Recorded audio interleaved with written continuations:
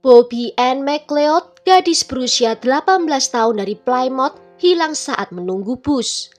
Dia ditemukan tewas 3 hari kemudian.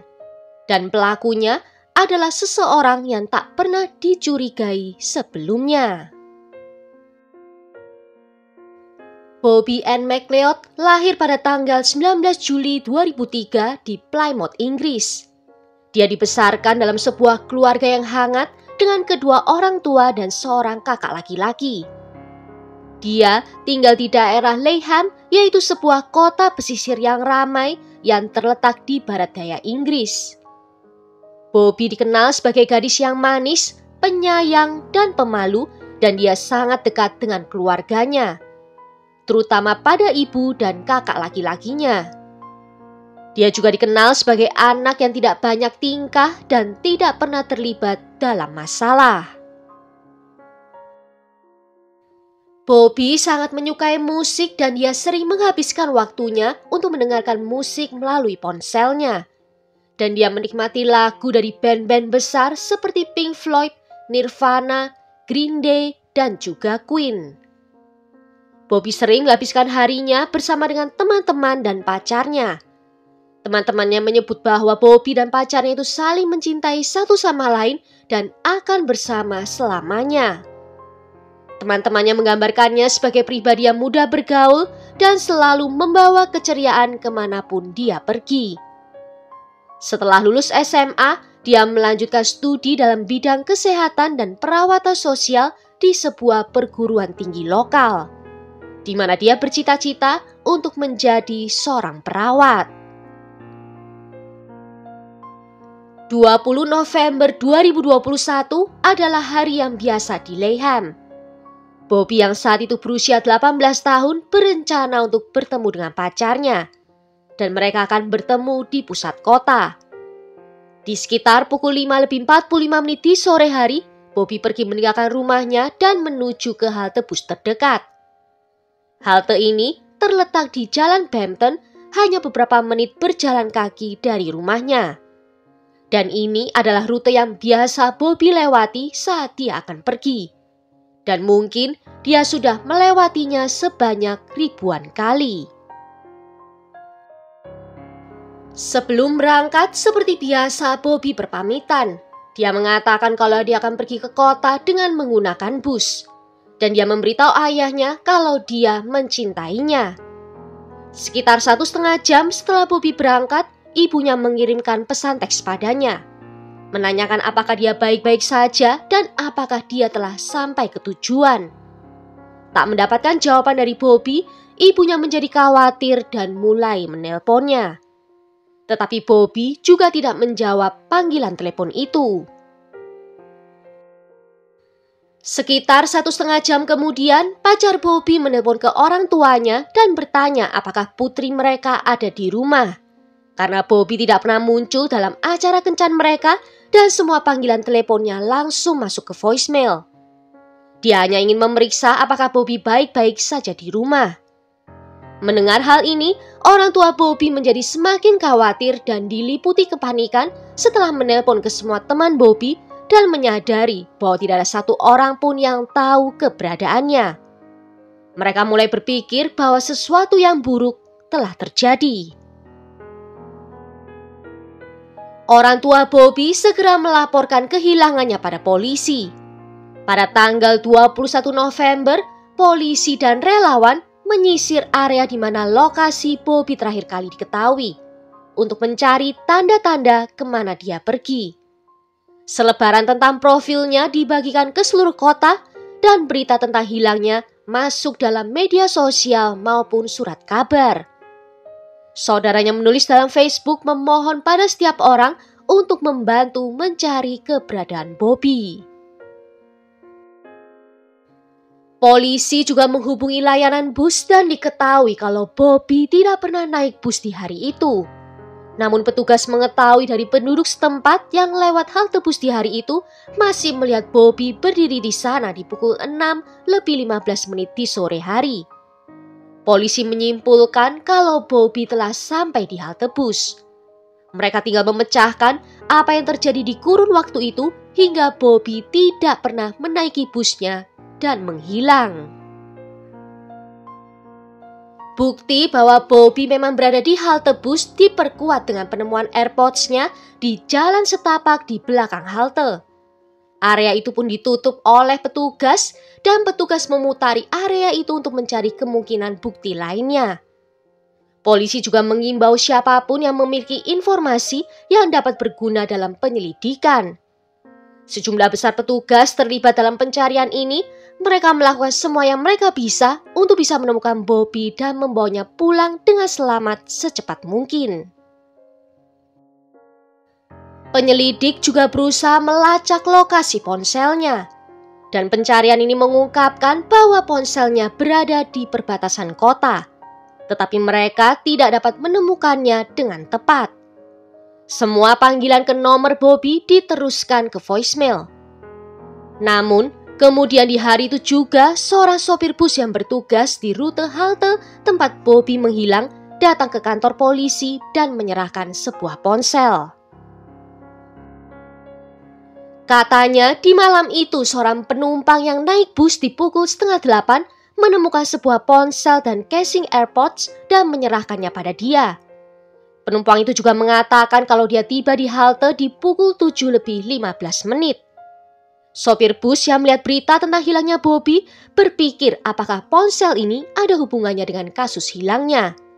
Dan dia memutuskan untuk membawa barang ini pada polisi. Informasi ini menjadi kabar buruk bagi keluarga Bobby karena sangat mustahil bagi seorang remaja berusia 18 tahun pergi dengan meninggalkan ponsel dan AirPod mereka begitu saja. Kemudian di suatu siang pada tanggal 23 November, seorang pria masuk ke kantor polisi Plymouth. Setelah masuk dia bertanya apakah bisa berbicara dengan seseorang dan dia mengatakan kalau dia memiliki informasi tentang gadis yang hilang di halte bus.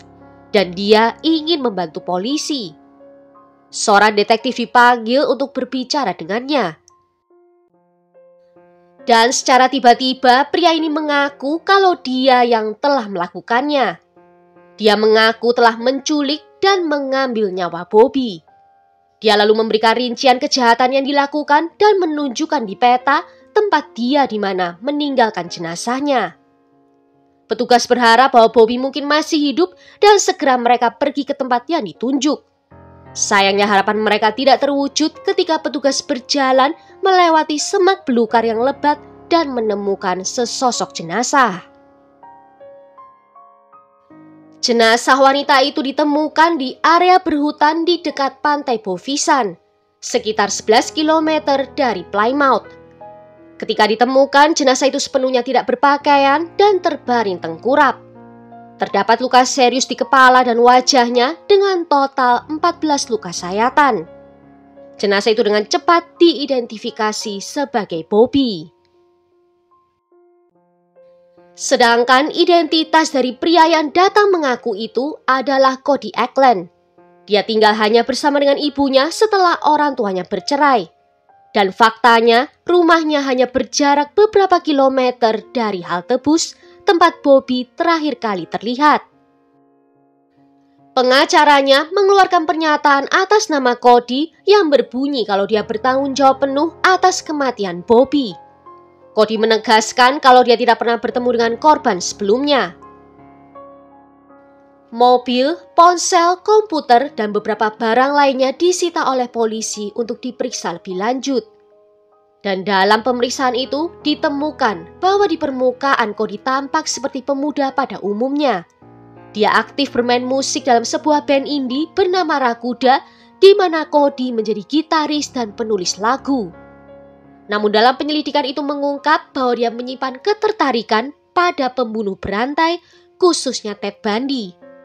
Polisi menemukan lebih dari 3.000 gambar mengerikan di ponselnya, termasuk foto-foto korban pembunuhan, senjata, dan adegan kejahatan.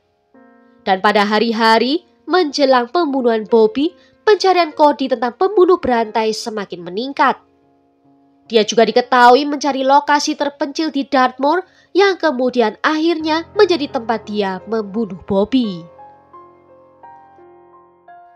Cody tidak pernah bermasalah dengan hukum sebelumnya. Tetapi semuanya itu berubah di tanggal 20 November, di mana saat itu dia memutuskan untuk mencari seorang mangsa. Dan dia menceritakan tentang versinya tentang kejadian tersebut pada petugas. Hari itu di sekitar pukul 6:15 di sore hari, Cody menaiki mobilnya, yaitu mobil Ford Fiesta berwarna merah. Dan dia melihat Bobby sedang menunggu di halte bus sendirian. Cody menyebut kalau Bobby ini memiliki penampilan yang sama dengan mantan pacarnya. Namun menyanggah saat informasi ini disebut sebagai pemicu yang memotivasinya untuk menyerang. Malam itu, dia hanya melaksanakan rencananya tentang fantasi gelapnya. Cody menambahkan jika dia tidak bertemu dengan Bobby, dia akan tetap melakukan rencananya di malam itu. Setelah mengawasi Bobby selama beberapa menit dan memastikan tidak ada orang lain di sekitarnya, dia memarkir mobilnya di jalan tepat di belakang halte. Dia lalu mengambil palu, mendekat ke Bobby dan memukulnya 2 kali di kepalanya. Berpikir bahwa Bobby sudah tewas, Cody kembali ke mobilnya dan pergi meninggalkan lokasi. Namun saat dia pergi menjauh, dia menyadari kalau Bobby masih hidup dan berjuang untuk berdiri. Cody menjadi panik dan kembali ke halte. Dia lalu meraih Bobby yang masih setengah sadar dan membawanya ke mobil. Dia kemudian berkendara sejauh 10 km ke hutan di Dartmoor dan mereka tiba di sana di sekitar pukul 7:45 di malam hari. Cody berencana akan meninggalkan Bobby di sana, namun Bobby keadaannya malah makin sadar. Cody berpikir kalau dia harus mengakhirinya segera. Dia lalu membawa Bobby keluar dari mobil dan memukulinya lagi dengan palu sebanyak 12 kali. Mencoba untuk menghilangkan bukti, dia membakar dompet Bobby dan barang-barangnya. Namun tiba-tiba, Bobby masih mengeluarkan suara. Rupanya setelah semua yang dia lalui, dia masih bisa bertahan hidup. Cody lalu memasukkan lagi Bobby ke dalam mobil dan berkendara pergi ke area berhutan di dekat pantai Bovisan. Dan di sanalah dia membuang jenazah Bobby. Dia melepaskan sepatu, pakaian, dan perhiasannya. Keesokan harinya, Cody melemparkan palu dan juga tas yang berisi pakaian yang berlumuran darah ke sebuah sungai. Setelahnya dia pergi dengan teman-teman bandnya, mengikuti latihan dan pergi makan pizza seolah-olah tidak terjadi apa-apa. Setiap orang yang bertemu Cody di hari itu berkomentar tentang suasana hatinya yang baik, di mana dia terlihat bahagia, terus bercanda dan memeluk teman-temannya. Suatu hal yang sangat jarang terjadi sebelumnya. Dan sebelum Cody pergi ke kantor polisi mengaku, Cody mengirimkan pesan ke forum penggemarnya, mengatakan kalau dia mencintai mereka. Dan dia juga mengirimkan pesan yang sama pada ibunya. Secara resmi, Cody tidak pernah memberikan alasan jelas mengapa dia memilih menyerahkan diri saat itu. Tetapi menurut penyelidikan, dia tampaknya tidak tahan dengan beban psikologis dari kejahatan yang telah dia lakukan. Diduga juga bahwa dia merasa akan segera tertangkap dan memutuskan untuk menyerahkan dirinya saja. Juga ada kemungkinan dia ingin terlihat kooperatif dalam upaya meringankan hukuman. Namun, tidak ada penjelasan dari Cody dan dia bahkan tidak menunjukkan adanya penyesalan. Detektif menemukan pakaian berdarah milik Cody tersembunyi di kebun dan sepatu olahraga dengan noda darah di lemari pakaiannya. Darah dari Bobby juga ditemukan di dalam dan di sekitar mobil Cody. Pada 5 April 2022, Cody akhirnya mengaku bersalah atas pembunuhan Bobby. Selain pengakuan, polisi mendapatkan banyak bukti fisik, termasuk DNA dari Bobby yang ditemukan di dalam mobil. Untuk dugaan motif, detektif yang memimpin investigasi mengatakan bahwa Cody menolak menjelaskan secara rinci dari motifnya. Dan mereka berharap bisa menemukan jawaban selama persidangan nanti. Cody diadili pada bulan Mei 2022. Pengacaranya mengatakan bahwa psikiater telah menemukan kliennya tidak menderita penyakit mental. Tetapi mereka menemukan bahwa Cody telah berjuang selama masa kecilnya, di mana Cody didiagnosis menderita ADHD, disleksia, depresi, dan kecemasan. Dan pada usia 19 tahun, dia memiliki riwayat depresi selama 7 tahun. Cody mengaku kalau dia merasa sangat depresi sebelum melakukan pembunuhan, dan dia merasa lebih baik setelahnya. Seorang psikiater mencatat bahwa tindakan kekerasan tersebut tampaknya menghilangkan perasaan depresi dan kebencian yang sebelumnya dia rasakan. Cody tidak menunjukkan adanya emosi selama persidangan. Jaksa menggambarkan Cody sebagai individu yang menjalani kehidupan ganda dengan obsesi yang mendalam terhadap pembunuhan berantai. Dia menyatakan bahwa Cody memiliki ketertarikan yang tidak sehat dan keinginan untuk meniru yang akhirnya menjadi kenyataan bagi Bobby. Tidak ada saksi mata langsung yang dihadirkan di persidangan. Namun pengakuan langsung dari Cody dan bukti forensik menjadi dasar utama dalam kasus ini.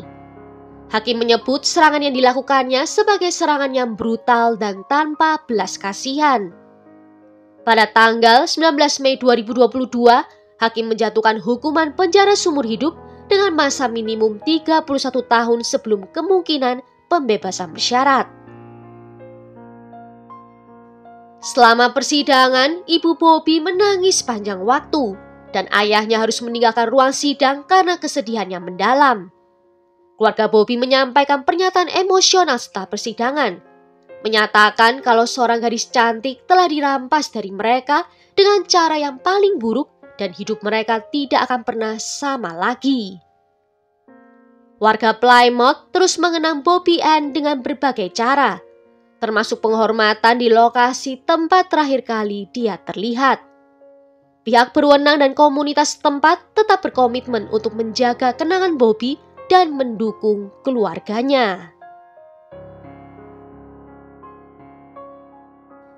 Well, sampai di sini dulu kisahnya. Tulis ya pendapat kalian tentang kasus ini di kolom komentar. Jika ada yang mau request kasus, juga bisa menuliskannya di bawah. Akhir kata terima kasih kalau sudah nonton video ini sampai akhir. Sampai jumpa di video berikutnya. Ciao!